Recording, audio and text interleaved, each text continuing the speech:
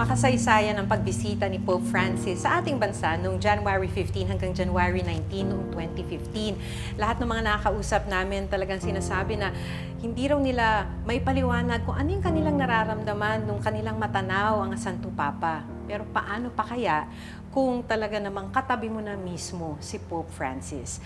Tulad ni retired Rear Admiral Raul Obando na siya ang naging close-in ni Pope Francis sa kanyang pagbisita rito. Ano yung naramdaman ninyo, sir, nung nalaman nyo na kayo yung magiging close-in ni Santo Papa?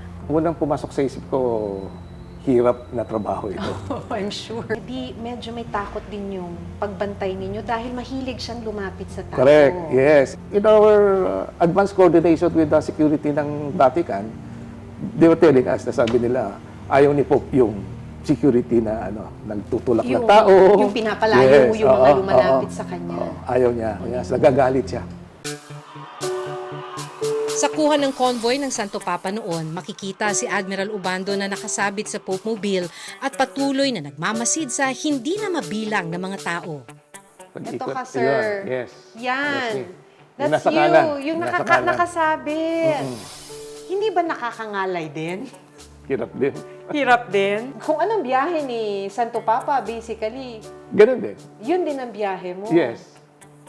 Ang daming tao talaga niyan, sir, alam mo. Ayan, nakasabit pa rin ako doon. Oo nga. You felt lucky. Hindi lang lucky, blessed.